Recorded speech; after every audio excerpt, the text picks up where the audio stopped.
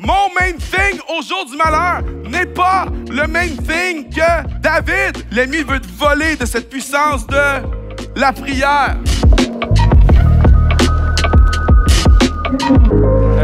Hey, bon matin tout le monde! Hey, il y en a qui m'ont dit bonne année ce matin, fait que je sais que tu n'étais pas à l'église la semaine passée. T'es pardonné.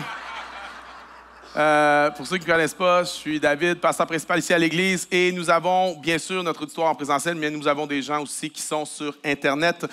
Et j'aimerais qu'on puisse prendre un moment pour les saluer, particulièrement notre groupe de Strasbourg. Est-ce qu'on peut faire du bruit à 3? 1, 2, 3.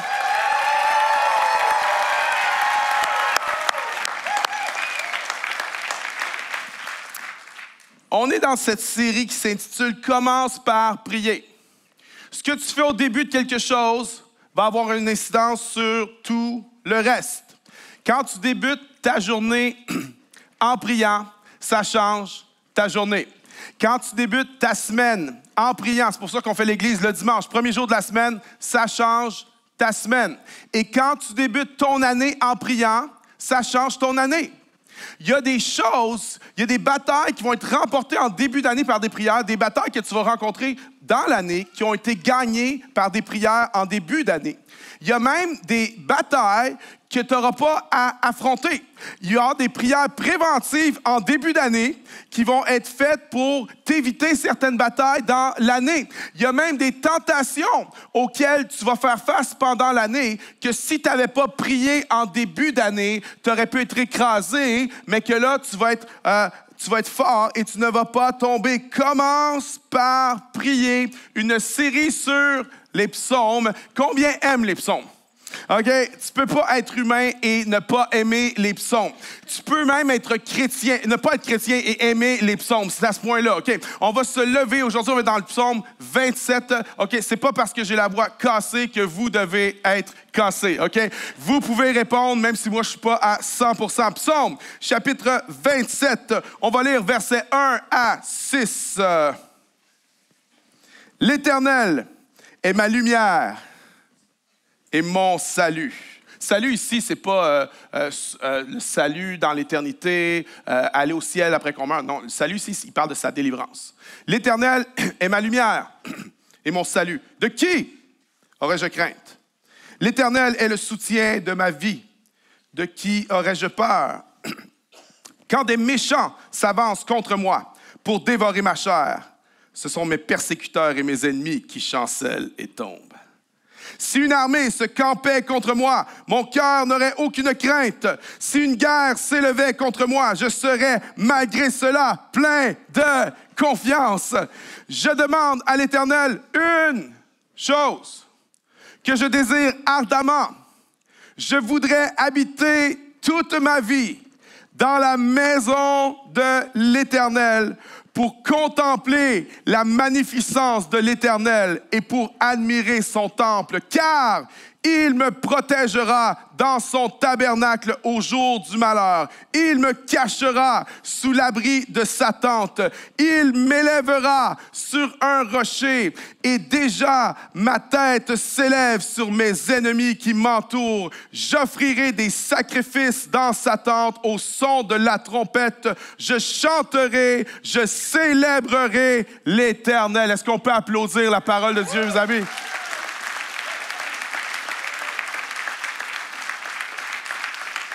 Le titre du message de ce matin, une seule chose.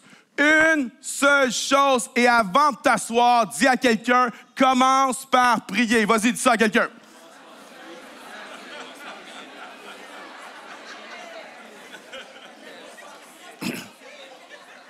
Commence par prier. Lorsque j'étais ado, j'ai entendu pour la première fois une chanson d'un gars qui s'appelait Scott Cripane. Ça ne dit rien, mais c'est le gars qui écrit le thème de la Patte Patrouille, OK? Et Scott est un chrétien et il avait écrit une chanson qui s'intitulait « The Main Thing ». Et le refrain de cette chanson était le suivant. « The main thing is to keep the main thing the main thing ». Et d'un premier abord, bon, traduction, OK, l'essentiel, c'est de garder l'essentiel, l'essentiel. Et d'un premier abord, je me suis dit, mais Quelle toune stupide! Mais après ça, j'ai investigué et je me suis aperçu que cette phrase, « The main thing is to keep the main thing the main thing », a été inventée par un gars qui s'appelle Stephen Covey, un gourou du leadership, dans un de ses livres sur le leadership. Et le but de cette phrase, c'est d'enseigner à garder le focus et tes efforts sur le but le plus important, de ne pas être distrait par les choses de moindre importance. Parce qu'on sait tous que c'est tellement facile de laisser les choses urgentes nous détourner des choses importantes. Quand tu ne fais pas les choses urgentes, il y a quelqu'un pour te taper sa tête. Quand tu négliges les choses importantes, souvent, personne ne t'en parle. Quand tu fais les choses urgentes, il y a quelqu'un pour t'applaudir. Bravo! Quand tu fais les choses importantes, souvent, il n'y a personne pour t'applaudir. Peut-être sauf Dieu. Les choses urgentes crient pour notre attention.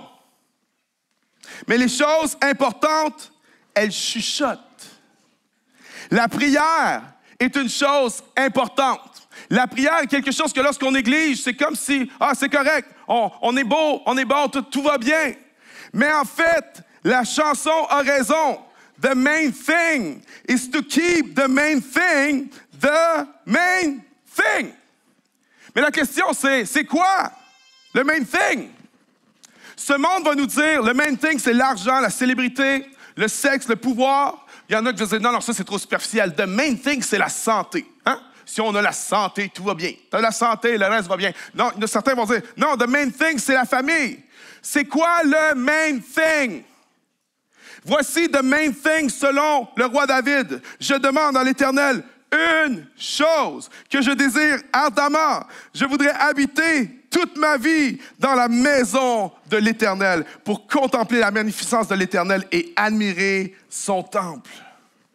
La chose la plus importante pour David, le main thing pour David, c'est d'habiter dans la maison de l'Éternel. Le main thing pour David, c'est la présence de Dieu. Si je te posais la question, c'est quoi le main thing? Ça serait quoi ta réponse? Là, c'est facile, on est à l'église. Fait que si je te pose la question, c'est quoi le main thing à l'église? Dans un setup comme celui-là, presque tout le monde va dire « The main thing, c'est Dieu ». Mais si tu es dans un autre setting, si tu es sur la rue, si tu es en vacances, si tu es au travail, si tu es dans une situation où tout va mal, puis qu'on te pose la question, tu te surprends, c'est quoi le main thing? Quelle va être ta réponse? Quelle va être ma réponse? David dit le main thing, c'est d'habiter dans la maison de l'Éternel pour contempler la magnificence de l'Éternel et admirer son temple. That's the main thing. C'est facile à dire. Pas pour lui. Sais-tu dans quelles circonstances il se trouve quand il dit ça? Verset 2 dit que les méchants s'avancent contre lui, les persécuteurs. Il les compare à des bêtes sauvages qui veulent dévorer sa chair. Verset 3, il y a une armée qui campe contre lui. Il y a une guerre qui est sur le point d'éclater. Verset 12, il décrit ses adversaires comme des menteurs qui respirent la violence. En bon québécois, ça va mal à la chope. Et malgré toute l'opposition, la menace, dès les premiers versets, David déclare sa confiance en Dieu. L'Éternel est ma lumière et mon salut. De qui aurais-je crainte? L'Éternel est le soutien de ma vie. De qui aurais-je peur? Il est tellement confiant en Dieu que ça semble même arrogant. Mais ce n'est pas le cas. Ce n'est pas de l'arrogance, c'est de la confiance en Dieu. David dit, vous voulez m'attaquer? Vous voulez m'écraser? J'ai pas peur de vous. J'ai pas peur de personne. Ma confiance est en Dieu. Puis, by the way, si vous essayez de m'attaquer, ça va se virer contre vous autres, guys. Faites attention à ce que vous faites. Moi, j'ai le goût de dire à David, t'es-tu malade? Il y a une armée qui campe contre toi. Il y a les méchants, les persécuteurs, les menteurs, les bêtes sauvages pour te dévorer. Ils respirent la violence contre toi. Et toi, tu dis que le main thing, c'est la présence de Dieu. Il est dans une situation critique, là, OK? C'est urgence. 9-1-1. Puis il ne dit pas « l'Éternel est lumière, l'Éternel est salut, l'Éternel est soutien ». Non, il dit « l'Éternel est ma lumière. L'Éternel est mon salut. L'Éternel est mon soutien. » Il est dans un moment critique. Il est dans une urgence. Il y a une armée qui campe contre lui. Puis il dit « the main thing ». Je vais habiter dans la présence de Dieu. Je vais être dans la présence de Dieu. Il nous dit au verset 5 qu'il se trouve dans le jour du malheur. Quelqu'un connaît ce jour? Le jour du malheur. Le jour du malheur, c'est le jour où tu as entendu le mot que tu ne voulais pas entendre. Cancer, divorce, faillite. Le jour du malheur, c'est le jour où des médecins ont collé des lettres de l'alphabet sur ton enfant. T, D, T, S, A. C'est le jour du malheur où ta vie a basculé. Le jour du malheur, c'est quand une affaire en amène une autre et un problème en amène un autre. Le jour du malheur, c'est quand tu te dis « Ah, avec tout ce qui m'arrive en ce moment, j'espère qu'il ne m'arrivera pas ça en plus. » Tu penses à ça, puis ça t'arrive.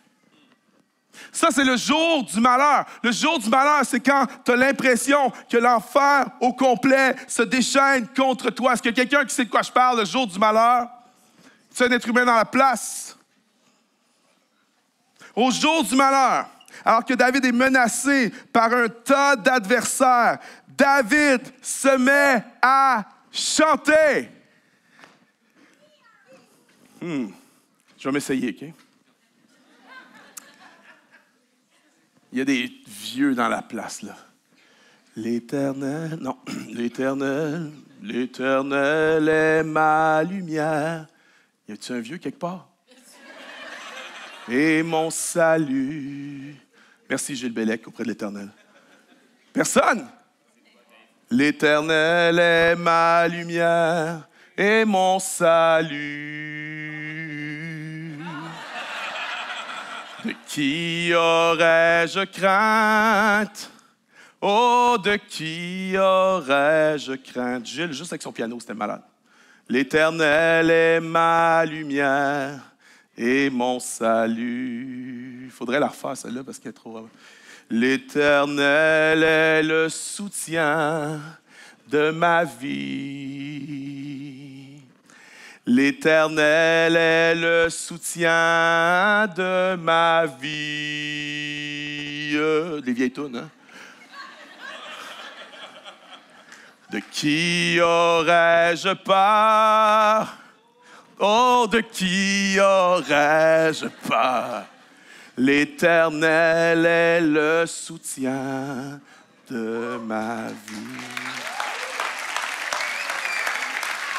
David est entouré d'une armée et David dit « Je ne craindrai rien ni personne parce que l'Éternel est mon soutien. » Il nous dit au psaume 91 « Tu ne craindras pas les terreurs de la nuit. » Ça veut dire les anxiétés, les cauchemars, l'insomnie. Il nous dit « Ni la flèche qui vole le jour, le chômage, l'inflation, le choc démographique, la crise du logement, les problèmes d'immigration, l'examen final, le travail de mi-session, la guerre en Ukraine, la guerre au Moyen-Orient, les tarifs douaniers de 25% de Donald Trump, la crise économique, le changement climatique, la menace nucléaire. Non, tu ne craindras ni la flèche qui vole le jour, ni la peste qui marche dans les ténèbres. Ça veut dire ni la COVID-19, ni la H5N1, ni la super bactérie qui résiste aux antibiotiques, ni la grippe, ni les germes, ni les tocs, ni le cancer, ni le diabète, ni la haute pression, ni la basse pression, ni la gauche, ni la droite, ni le Parti libéral,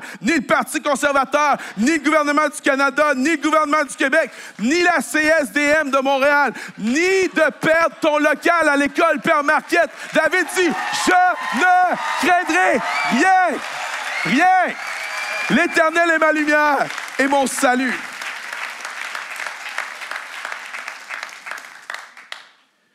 C'est là que tu vois toute sa confiance. Parce qu'il est entouré d'ennemis. Puis il dit, that's the one thing. La chose que je désire,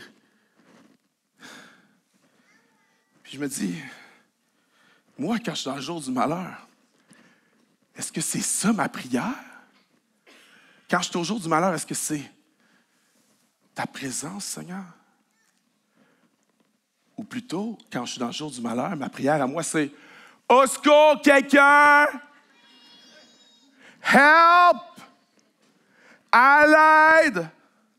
Aide-moi! » Ça, c'est moi. Au jour du malheur, la chose que je désire ardemment, ce n'est pas d'habiter dans la maison de l'Éternel. Non, au jour du malheur, la chose que je désire ardemment, c'est une solution à mon problème. La chose que je désire ardemment au jour du malheur, c'est d'être délivré de mon problème. Mon main thing au jour du malheur n'est pas le main thing que David. Lui, au jour du malheur, c'est ta présence, Seigneur. Moi, c'est à l'aide. Vois-tu, au jour du malheur, David a un seul désir, un seul rêve, une seule ambition, la présence de Dieu. C'est quoi ton main thing au jour du malheur? Si tu pouvais demander une chose à Dieu pour l'année 2025, est-ce que ce serait « J'aimerais habiter toute ma vie dans la maison de l'Éternel pour contempler la magnificence de l'Éternel et admirer son temple » ou ça serait « J'ai besoin d'un chum, j'ai besoin d'un mari, j'ai besoin d'une femme, j'ai besoin d'une promotion, j'ai besoin de plus de cash, j'ai besoin de ci, j'ai besoin de ça, j'ai besoin d'une solution. » Mais vois-tu, si ton main thing n'est pas le main thing que David, c'est peut-être parce qu'il y a quelque chose qui a pris la place de Dieu. C'est peut-être parce qu'il y a quelque chose qui est devenu plus important que Dieu. Parce que souvent, notre communion avec Dieu devient réduite à Dieu est là pour fixer mon problème. Et toute ta relation avec Dieu, toutes tes discussions avec Dieu sont à propos du problème. Maintenant, il aime ça entendre parler de tes problèmes. Mais si tu réduis ta relation avec Dieu au problème, c'est plus une relation avec Dieu que tu as. Tu es en train d'instrumentaliser Dieu. Tu es en train d'avoir un sauveur fonctionnel avec autre chose. Le main thing de David n'était pas pour une délivrance à ce moment-là. Le main thing de David était de chercher Dieu, de chercher la présence de Dieu, de contempler la magnificence de l'Éternel et admirer son temple. David est capable de garder le focus sur le main thing, même dans l'adversité.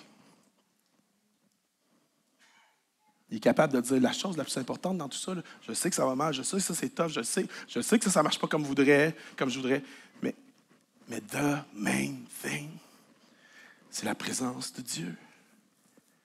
David a confiance en l'Éternel. Et sa confiance repose sur plusieurs choses, mais j'en propose 2 ce matin. David a confiance en l'Éternel, premièrement, parce qu'il contemple l'Éternel. David dit, j'aimerais habiter dans la maison de l'Éternel pour contempler la magnificence de l'Éternel. Maintenant, contempler, c'est quoi ça? Contempler, c'est porter le regard, porter notre attention sur quelque chose. Quand tu contemples quelque chose, tu ne peux pas enlever tes yeux de sur cette chose. C'est comme un gars qui se marie puceau. Puis à sa nuit de noces, il va se mettre à contempler, alléluia, contempler sa femme. Puis il n'est pas capable d'enlever ses yeux et ses mains de sur sa femme. Pourquoi? Parce qu'il va contempler. Ça fait 27 ans. Puis 27 ans plus tard, j'aimerais vous dire ceci. Je suis encore en train de contempler. Je contemple encore. Pourquoi? Parce que après 27 ans de contemplation, tu vois et tu découvres une beauté que tu pensais qui n'était même pas là au départ. J'aimerais dire, tu t'attaches à ce que tu contemples. Tu t'attaches à ce que tu contemples. C'est vrai pour ton mariage, c'est vrai pour ta femme, mais c'est encore plus vrai dans notre relation avec Dieu. On s'attache à ce qu'on contemple. Est-ce que Dieu est beau pour toi? Est-ce que tu aimes contempler la magnificence du Seigneur? David dit, c'est ça mon truc, c'est de contempler Dieu. Et plus tu contemples Dieu, plus tu t'attaches à lui. Mon père, ça fait une quinzaine d'années qu'il est décédé. Et mon père n'a pas eu la chance de voir la chapelle, de voir les baptêmes, les vies changées. Il n'a pas connu ça, il n'a pas vu ça. Il n'aurait même pas cru s'il pouvait. C'est fou. Puis, il y a quelqu'un qui m'a emmené qui m'a dit récemment, il dit, « Hey, ton père, là, au ciel, parce que mon père était vraiment un croyant, avec le Seigneur, là, il doit être vraiment fier de toi quand il te regarde. » Puis, je me suis dit, ben peut-être, tu sais. Ou, peut-être pas. Voici pourquoi. Parce que peut-être que mon père, il est trop occupé pour avoir le temps de me regarder. Tu sais, conduire dans le trafic. Ouais. Faire des emails. Peut-être que mon père est trop occupé pour avoir le temps de me regarder. Peut-être que mon père est trop occupé à contempler. Parce que mon père a fait une rencontre. Lorsqu'il s'est retrouvé dans sa présence, il a rencontré le Christ ressuscité. Mais il n'a pas juste rencontré le Christ ressuscité, il a rencontré le Christ ressuscité, glorifié. Il a rencontré le Christ qui nous est dépeint dans Apocalypse 1. Il est au milieu de 7 chandeliers d'or. Il est vêtu d'une longue robe blanche. Il y a une ceinture d'or sur sa poitrine. Ses cheveux sont blancs comme la neige. Ses yeux sont comme des flammes en feu. Ses pieds sont comme du bronze en fusion. Sa voix est comme le bruit de grandes eaux. Il tient 7 étoiles dans sa main. De sa bouche sort une épée à 2 tranchants. Son visage est plus brillant que le soleil. Et peut-être que mon père est en train de dire « Oh my God! » Mais pas pour le prendre en vain. Il est en train de dire « Oh mon Dieu! » Est-ce que ça se pourrait que ça fait 15 ans que mon père est tombé à genoux aux pieds du Christ ressuscité, glorifié, puis qu'il n'a même pas eu une seconde pour penser à ce qui se passait ici en bas parce qu'il est trop occupé à contempler?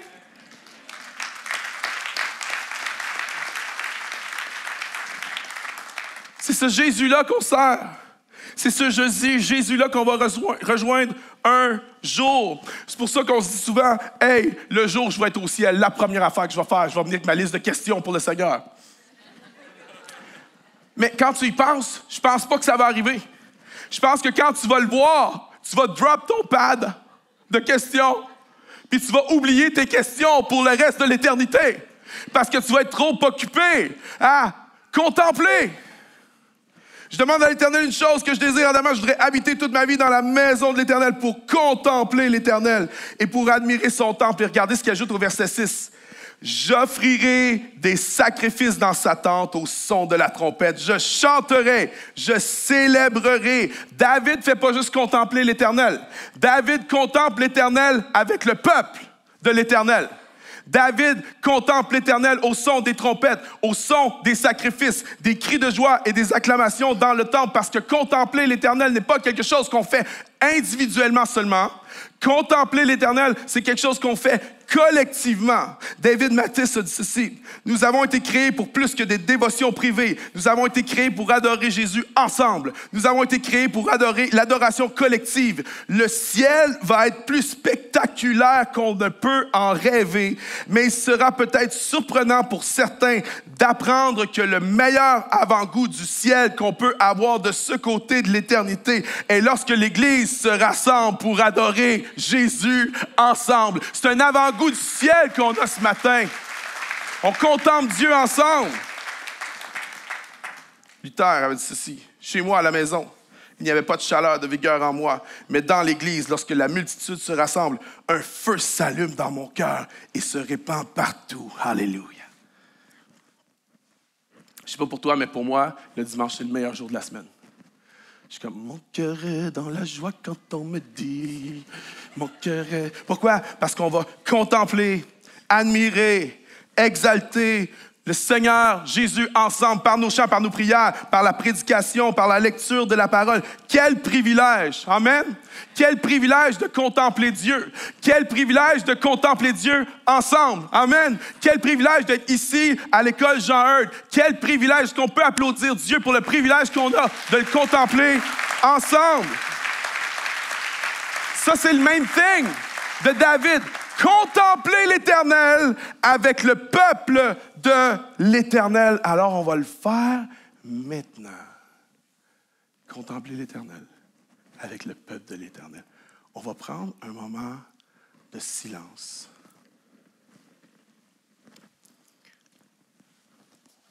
Puis voici la pensée. L'Éternel est ma lumière et mon salut. De qui aurais-je crainte? L'Éternel soutient de ma vie, de qui aurais-je peur? Et avec ce verset, prenons 30 secondes pour contempler l'Éternel.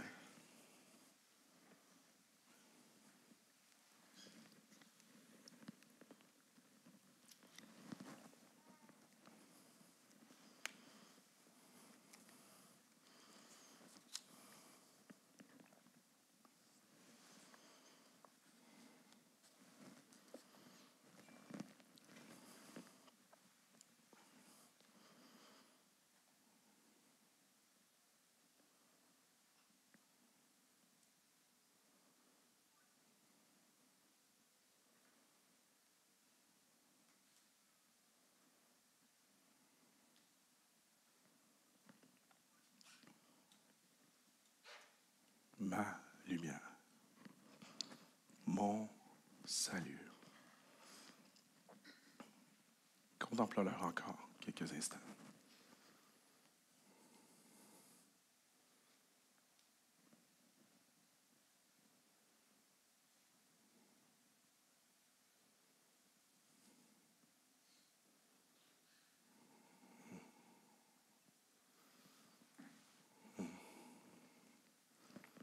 David est rempli de confiance parce qu'il a appris à contempler. Et quand on apprend à contempler, même dans les pires crises, dans les pires moments, on peut garder the main thing. The main thing. Amen. Amen. OK, il ne me reste plus beaucoup de temps, mais on va le faire. On a lu jusqu'au verset 6. Mais si tu lis au verset 7, il se passe quelque chose. Au verset 7, il y a un changement de ton. Le David confiant semble ébranlé. Verset 7.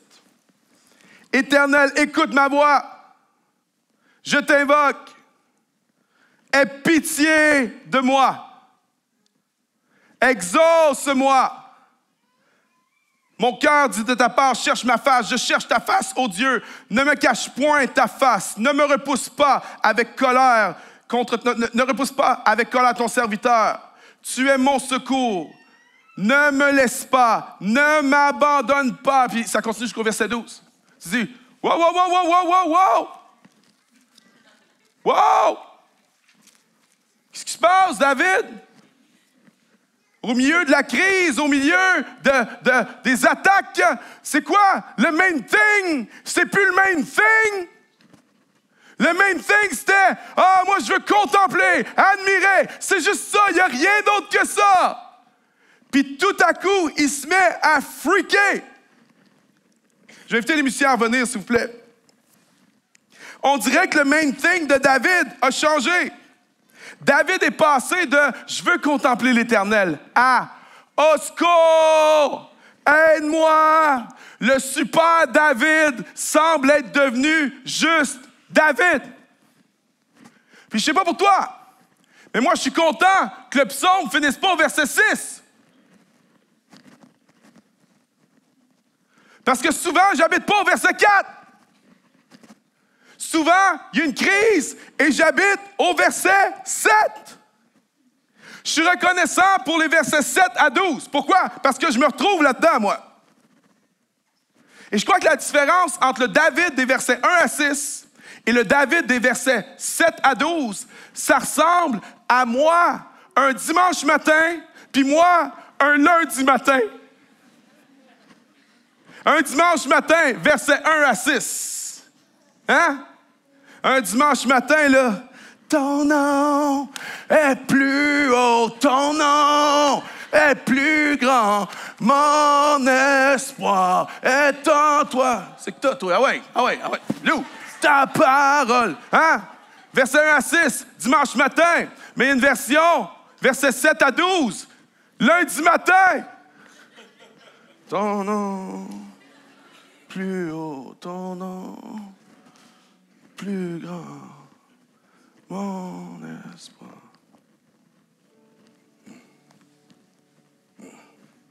David est affecté. David est ébranlé. David est affaibli.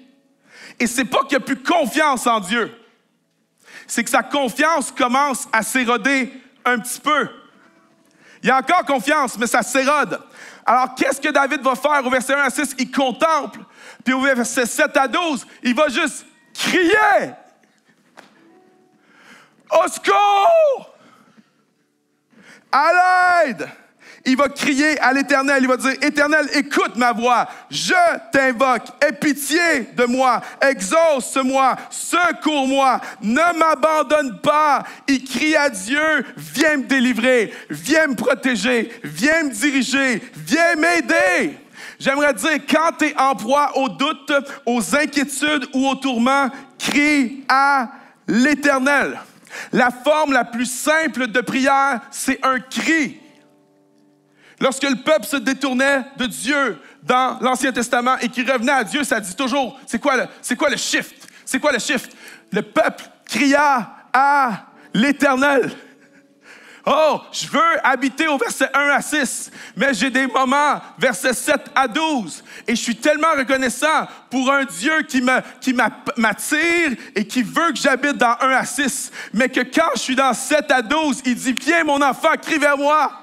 Vas-y, fais monter ta voix vers moi. Mais il faut que tu cries à lui. Ça veut dire que l'ennemi veut te museler. L'ennemi veut te voler de cette puissance de la prière.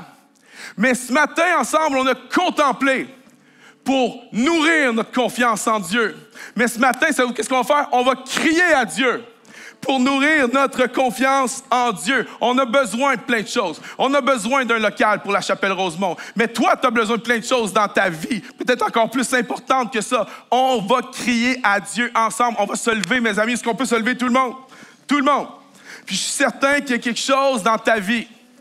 Je suis certain qu'il y a un besoin, il y a besoin de santé. Seigneur, relève ma femme. Seigneur, relève mon épouse. Seigneur, donne-lui vigueur, vie. Il y en a, c'est quelqu'un que tu connais qui est loin de Dieu. Seigneur, je te prie que tu sauves cette personne-là. Il y en a, tu es dans une crise financière en ce moment. Tu ne sais pas comment tu vas nourrir tes enfants.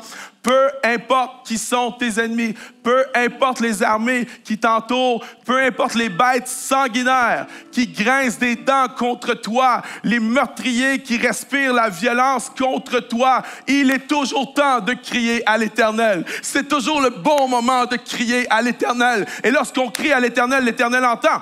Il répond peut-être pas toujours tout de suite, mais il répond, par exemple. Puis il y a des choses qui se passent dans ta vie en ce moment. C'est des prières que tu as faites l'année passée. C'est des prières que tu as faites le mois passé. On va crier à l'Éternel ensemble. Je ne sais pas qu'est-ce que tu as de besoin. Je ne sais pas qu'est-ce qui brûle sur ton cœur. Peut-être c'est ton fils, ta fille. Peut-être c'est une situation qui n'a pas d'issue. Peut-être c'est ta santé, que tu luttes depuis des semaines, depuis des mois dans ta santé, un mauvais rapport du médecin ou un besoin au travail ou une persécution au travail. Peu importe ce que tu as besoin, nous allons crier à l'Éternel. Alors, tu vas mettre ta main sur la personne d'à côté, OK? Juste en signe d'unité, ensemble, les uns avec les autres. Et je vais prier, je vais compter jusqu'à 3. Et à 3, tu vas crier à l'Éternel pour toi, pour ton besoin, pour ce que tu vis. À 3, 1, 2, 3, c'est parti. Ouvre ta voix. Allez, ouvre ta bouche. Seigneur, nous avons besoin. Nous avons besoin, Seigneur. Seigneur, je te prie pour ma santé. Je te prie pour une intervention surnaturelle de ta force dans ma santé. Je te prie de me relever, Seigneur, miraculeusement.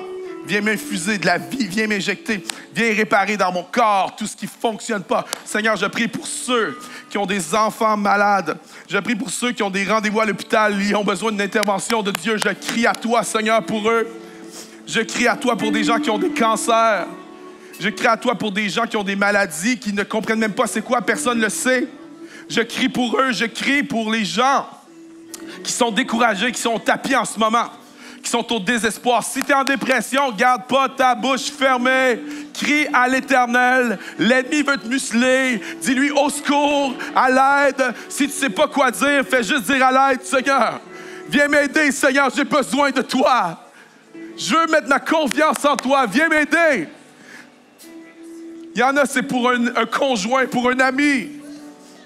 Il y en a, c'est pour une percée à ton travail. Il y en a, tu as une compagnie, puis s'il ne se passe rien, ça va fermer. Crie à lui, Seigneur, j'ai besoin de toi. J'ai besoin de toi. Viens me relever. Dans le nom de Jésus. Dans le nom de Jésus. Dans le nom de Jésus. Alléluia. Alléluia. Nous nous attendons à toi. Seigneur, nous savons que tu fais de grandes choses. Nous savons que lorsque nous crions à l'Éternel, l'Éternel entend nos cris. Je prie pour ceux qui sont seuls. Je prie pour ceux qui vivent de la solitude, pour ceux qui sont écrasés sous ce poids. Je prie pour des amitiés pour eux. Je prie pour des relations qui vont fleurir et émerger en 2025. Quel que soit ton besoin, crie à l'Éternel. Crie à l'Éternel. Alléluia. Alléluia. Seigneur, nous te faisons confiance. Nous avons confiance en toi. Tu es le Dieu qui agit. Tu es le Dieu qui pourvoit. Dans le nom de Jésus. Dans le nom de Jésus. Amen. Maintenant, restez debout. Au verset 1 à 6, David contemple l'Éternel et ça nourrit sa confiance en Dieu. Au verset 7 à 12, David crie à l'Éternel et ça nourrit sa confiance en Dieu et la confiance revient. Et le psaume se termine au verset 13 et 14. David avait une confiance érodée, il s'est mis à crier à Dieu. Puis là, la confiance revient, la confiance se rebâtit et David va terminer le psaume comme il l'a commencé. Regardez ce qu'il dit au verset 13, en pleine confiance, il dit « Oh, si je n'étais pas sûr de voir la bonté de l'Éternel sur la terre des vivants. » Il est passé de freaking out au verset 7 à « Oh! Dieu va agir, mon homme! Si je n'étais pas sûr de voir la bonté de l'Éternel sur la terre des vivants. » Je l'aime, ce verset-là. Parce que confiance que Dieu va agir, tu sais où? Dans cette vie-là. Je suis content de servir un Dieu qui va me délivrer de tous mes ennemis dans l'éternité. Mais je suis content de servir un Dieu que je peux voir sa bonté sur la terre, dans cette vie. David dit, Dieu va agir, mon homme. C'est pas fini, cette affaire-là. David a confiance qu'il va voir la protection de Dieu, la direction de Dieu, la délivrance de Dieu dans cette vie-ci. Alors, mon ami, ma sœur, mon frère, si tu as des ennemis sanguinaires qui t'encerclent, j'aimerais te dire, contemple l'Éternel, cherche sa face, lis les psaumes, médite les psaumes, prie les psaumes, viens dans la maison de Dieu pour prier, lire et méditer avec des gens, des frères et des sœurs. Contemple l'Éternel parce que ça va bâtir ta confiance en Dieu. Mais j'aimerais dire à toi qui est dans un moment 911, crie à l'Éternel pour la protection, pour la délivrance, pour la bénédiction. Contemple et crie.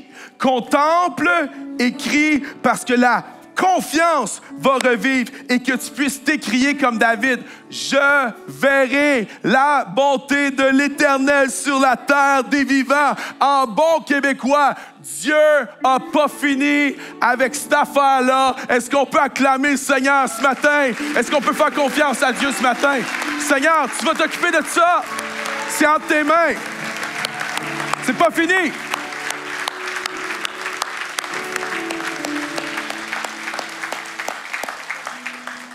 La confiance est revenue. Le chapitre se termine comme le chapitre a commencé. Mais il reste un dernier verset, OK? Restez debout, je vous le donne. Verset 14.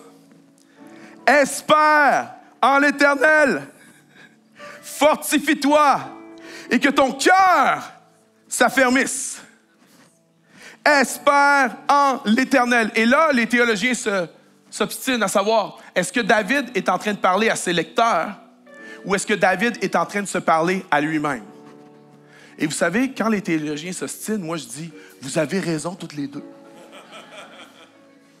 David est en train de nous parler à nous, ses lecteurs. David est en train de nous dire, espère en l'Éternel.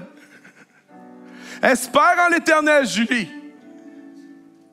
Espère en l'Éternel. Il est en train de nous regarder et de dire, espère en l'Éternel. Mais David est en train aussi de se le dire à lui-même.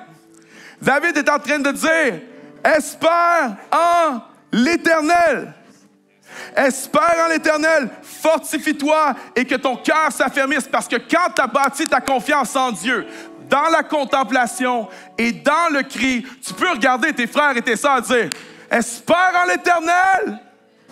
Come on! Espère en l'Éternel. Pas cliché, pas superficiel, avec un cœur de compassion, mais tu peux dire, mon frère, ma sœur, espère en l'Éternel. Mais en même temps, tu peux te regarder dans le miroir. Puis dire, potier, espère en l'Éternel. Come on! Reste pas au tapis. Espère en l'Éternel. Potier, relève-toi, potier. Tu peux le dire à ton âme aussi.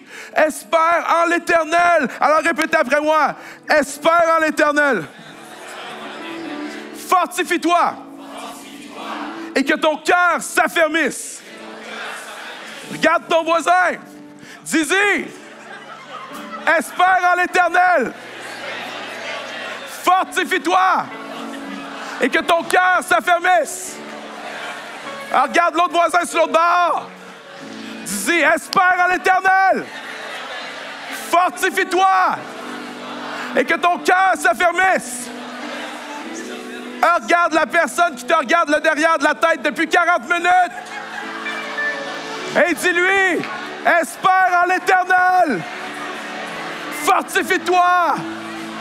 Et que ton cœur s'affermisse. Et maintenant, parle à ton âme, dis à ton âme, espère en l'Éternel. Fortifie-toi. Et que ton cœur s'affermisse. Et que tous ceux qui le reçoivent donnent une dernière ovation au Seigneur Jésus. Espère en l'Éternel. Espère en l'Éternel.